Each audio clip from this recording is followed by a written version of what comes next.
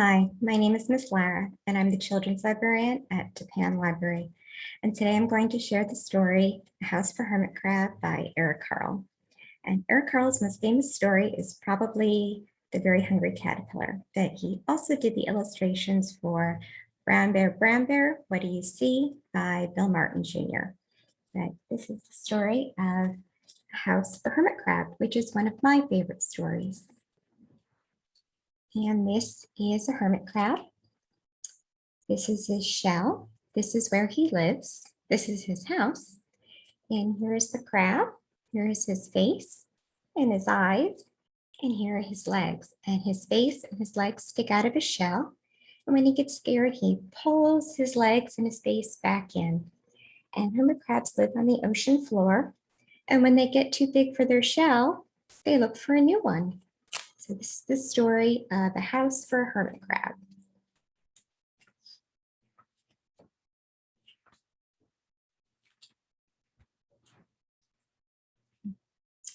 Time to move, said Hermit Crab one day in January.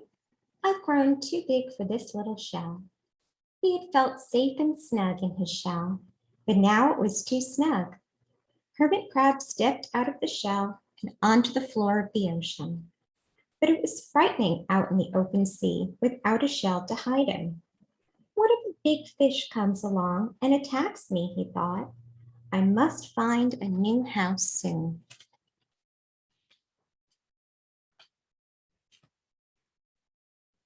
Early in February, Hermit Crab found just the house he was looking for. It was a big shell and strong. He moved right in, wiggling and waggling about inside to see how it felt. It felt just right. But it looked so, well, so plain, thought Hermit Crab.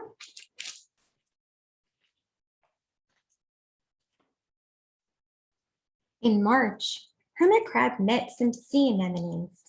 Those look like flowers, but they're actually animals that live in the ocean. They swayed gently back and forth in the water. How beautiful you are, said Hermit Crab. Would one of you be willing to come and live on my house? It is so plain. It needs you. I'll come, whispered a small sea anemone.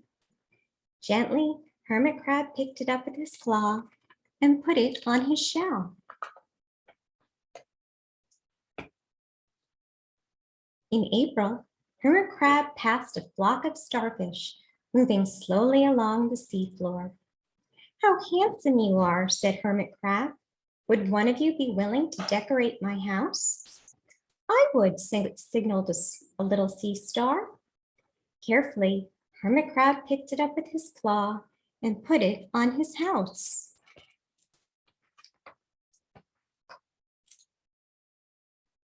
In May, Hermit Crab discovered some coral. They were hard and didn't move. How pretty you are, said Hermit Crab. Would one of you be willing to help make my house more beautiful? I would, creaked a crusty coral. Gingerly, Hermit Crab picked it up with his claw and placed it on his shell.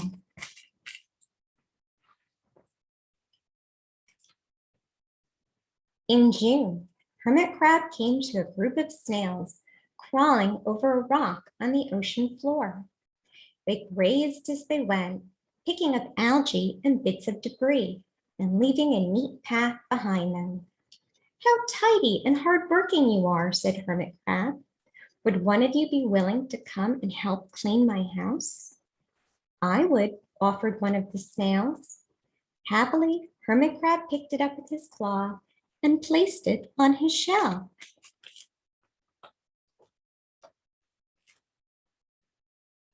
In July, Hermit Crab came upon several sea urchins. They had sharp, prickly needles. How fierce you look, said Hermit Crab. Would one of you be willing to protect my house? I would, answered a spiky sea urchin. Gracefully, Hermit Crab picked it up with his claw and placed it near his shell.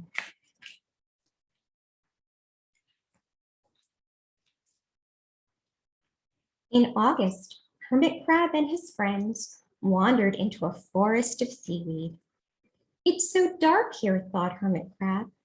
How dim it is, murmured the sea anemone. How gloomy it is, whispered the starfish.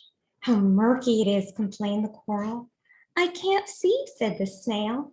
It's like nighttime, cried the sea urchin.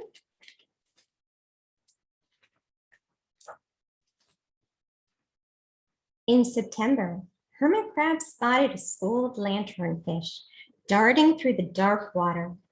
How bright you are, said Hermit Crab.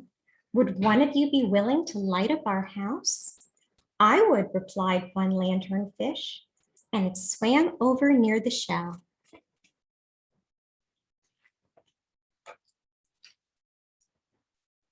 In October, Hermit Crab approached a pile of smooth pebbles.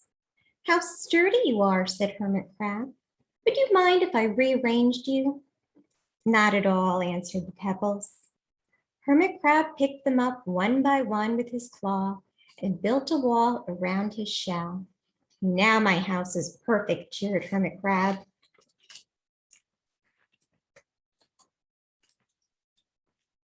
But in November, Hermit Crab felt that his shell seemed a bit too small. Little by little, over the year, Hermit Crab had grown. Soon he would have to find another, bigger home, but he had come to love his friends.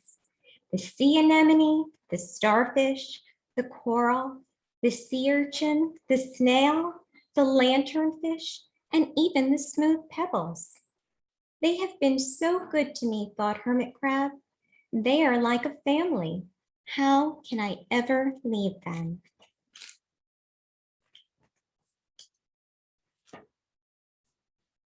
In December, a smaller hermit crab passed by. I have outgrown my shell, she said. Would you know of a place for me?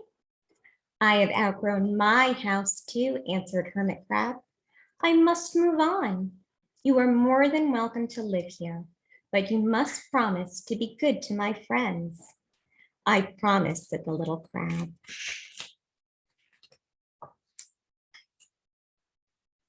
The following January, Hermit Crab stepped out and the little crab moved in. Couldn't stay in that little shell forever, said Hermit Crab as he waved goodbye. The ocean floor looked wider than he remembered. Hermit Crab wasn't afraid. Soon he spied the perfect house, a big empty shell.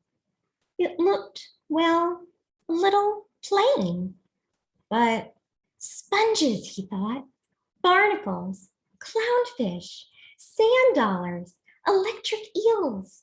Oh, there are so many possibilities. I can't wait to get started. And that's the story of a house for hermit crabs. And now that you know the story, I'm going to show you how to make your own house for hermit crab. So here is mine, and I'll tell you how I made it.